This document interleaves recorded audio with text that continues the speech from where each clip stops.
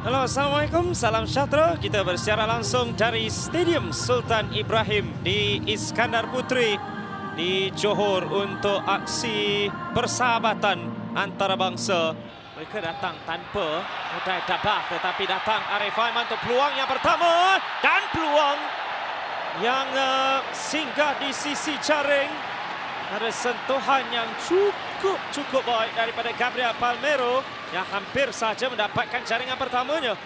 Ya, peluang yang dicipta di awal permainan memang cukup bagus dan kita boleh nampak Quintin Cheng dapat melihat Arif Aiman membuat larian ke hadapan. Diberikan perhatian yang khusus oleh trio bertahan. Ini Harith Haikal, Syarul Saad dan juga Dominic Tan. Arif Aiman sekali lagi berjaya untuk melepaskan diri antara ke tengah Joao Figueiredo.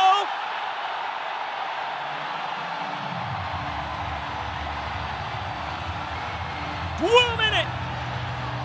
Dan itu saja yang diperlukan untuk Malaysia mendahului Palestin.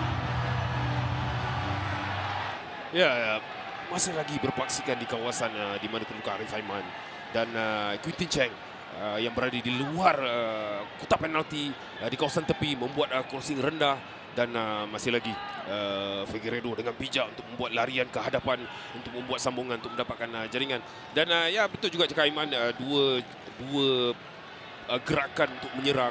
Saya rasa ini cukup penting lah kerana di awal permainan memang kita perlu mendapatkan jaringan ataupun mempunyai touches yang baik untuk memastikan ada kelangsungan pergerakan. Tetapi ada pemain Palestin cuba menutup ruang sebab saya percaya itu mungkin menjadi last pass untuk mereka mendapatkan percubaan. Syarul Saad ditepis oleh penjaga gol.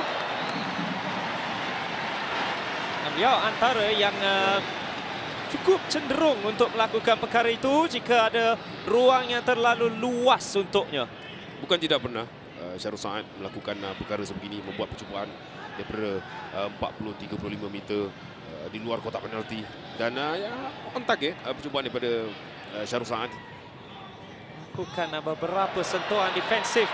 Quintin Cheng terlepas lagi tapi tiada Holgado. Kesilapan pula yang berlaku. Jatuh buat Figueiredo. Hanya tepat ke arah Rami Hamadeh.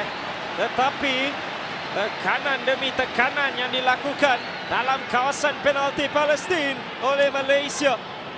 Ya, masih lagi berpaksikan daripada kombinasi Quintin Cheng dan juga Arif Aiman untuk mencipta ruang ataupun peluang untuk pasukan kebangsaan. Syarul Saad dan juga Harith Haikal dan juga Dominic Tan berjaya mengimbangi setiap ruang yang ada untuk pemain Palestin masuk. Arif Aiman berjaya melepaskan diri. Arif Aiman secara bersendirian. Bagaimana beliau dapat mengawal lantaran jauh itu dalam tekanan melepasi 3 pemain dan 1 lawan 1 dengan penjaga gol. Memang kita tahu kebolehan Arif Aiman mempunyai first touch yang cukup baik dan kita boleh nampak satu hantaran yang jauh saat satu lagi hantaran.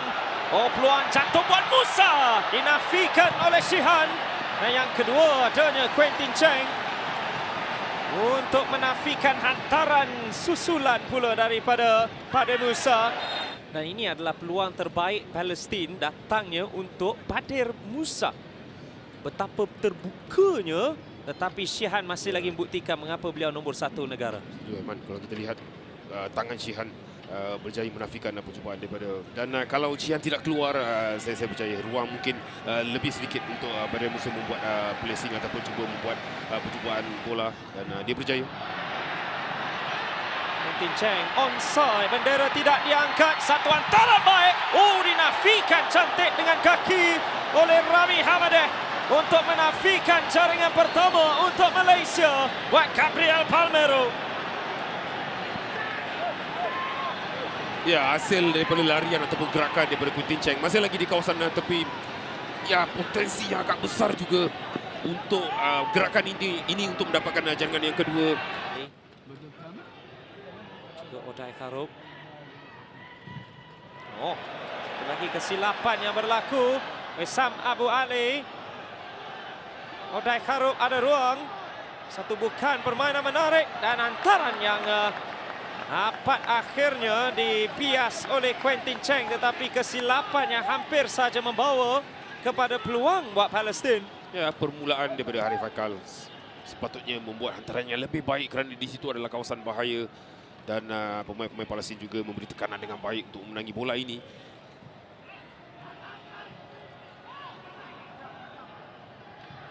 Okey, bergerak di sebelah kiri Wajdi ke tengah. Apa yang mereka lakukan sehinggalah ke sepertiga terakhir Malaysia itu sudah pun baik. Betul. Kecuali hantaran terakhir. Ya, setuju. Last pass masih lagi. Mungkin kedudukan pemain pertahanan pasukan kebangsaan juga dalam kedudukan yang baik untuk menafikan apa-apa gerakan ataupun hantaran yang terakhir daripada pemain Palestin. Dan ini satu hantaran yang terakhir membuat larian ke hadapan. Ada ruang yang banyak juga di belakang. Sab Al-Batat ditanduk keluar Quentin Cheng.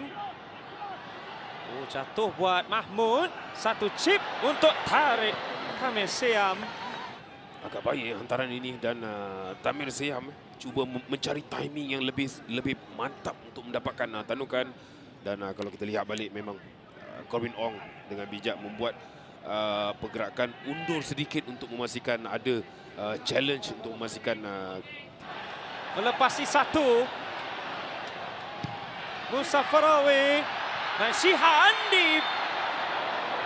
hentak dari belakang dan kelebihan untuk penjaga gol setelah Michel Termanini naik ke atas. Beliau pernah menjaringkan gol kemenangan di waktu sebegini menentang Bangladesh di pusingan kedua. Memang perkara-perkara yang akan berlaku di hujung-hujung permainan sebegini, centre back akan naik untuk memastikan ada percubaan ataupun gerakan-gerakan sebegini untuk memastikan mereka dapat menjaringkan gol.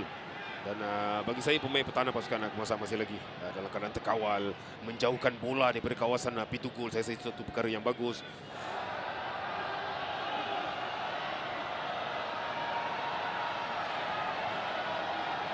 Dan kesemuanya menantikan tendangan terakhir dalam perlawanan ini dari Wissam Abu Ali.